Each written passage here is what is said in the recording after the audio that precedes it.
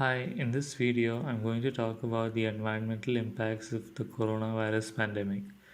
This virus has largely changed the way people live. The governments of various countries are forced to take restrictive public health measures to stave off a worsening pandemic. These restrictions included stay at home orders, which affected the daily life of many people. This had a major role in different sectors of the economy. Due to the shutdown of many industries and the stay at home orders, the daily life of many people were minimized, and this in turn has led to interesting impacts on the environment. We know that pollution is a major concern of the modern world and is a problem that many countries are facing. Even though lockdown orders have inflicted substantial economic and social shocks as global production, consumption, and employment levels drop precipitously, they have also been associated with significant reductions in air pollution and greenhouse gas emissions. As a result, air quality levels in the world's major cities improved dramatically in the months of March and April. Air quality improved largely because of a reduction in factory and road traffic emissions of carbon dioxide, nitrogen oxides, and related ozone formation and particulate matter. During the same period, global air traffic also dropped by 60%. Some major cities are seeing their air quality improve. One example is New York, where the researchers have found that there has been a 5 to 10 percentage drop in air pollutants like carbon dioxide. Taken together, these emission reductions have led to a temporary dip in carbon dioxide emissions from their pre crisis levels, encouraging some to hope that our global society may indeed be able to reduce greenhouse gas emissions substantially over the long term to mitigate the impending climate change. Some experts are claiming that countries may be able to meet their Paris Climate Accord goals sooner because of the pandemic. As sectors like transportation and production come to a grinding halt, the associated emissions caused by them are also dropping as a sequence.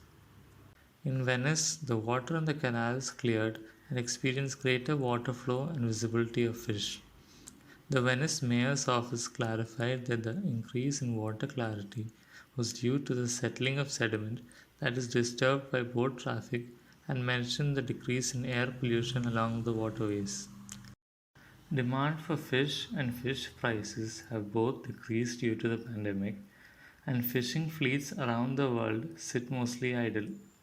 A scientist from Germany said that the fish biomass will increase due to the sharp decline in fishing and projected that in European waters some fish such as herring could double their biomass. But not all environmental consequences of the crisis have been positive. Volumes of unrecyclable waste have risen, and the severe cuts in agricultural and fishery export levels have led to the generation of large quantities of organic wastes. Local waste problems have emerged as many municipalities have suspended their recycling activities over fears of virus propagation in recycling centers. Food retailers have resumed using plastic bags at checkout points, citing health concerns over consumers' reuse of paper bags. In addition, due to stay at home policies, many consumers have also increased their consumption of takeaway food delivered with single use packaging. All these developments have created acute challenges for the waste management industry at a time when they are operating with limited capacity due to the coronavirus crisis. Natural ecosystems and protected species are at risk during this crisis. In many countries, environmental protection workers at national parks and land and marine conservation zones are required to stay at home in lockdown, leaving these areas unmonitored. Their absence has resulted in a rise of illegal deforestation, fishing, and wildlife hunting. The stoppage of ecotourism activity has also left natural ecosystems at a risk of illegal harvesting and encroachment.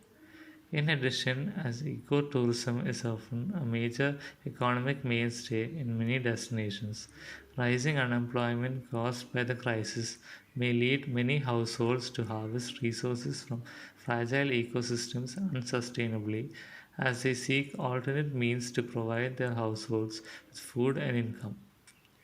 Many of the environmental challenges caused by the coronavirus crisis will gradually resolve on their own, and once the crisis comes to an end and previous levels of economic activity resume, so long as the coronavirus crisis keeps economic activities reduced, emissions will remain relatively low. However, a global pandemic that is claiming people's lives certainly should not be seen as a way of bringing about environmental change.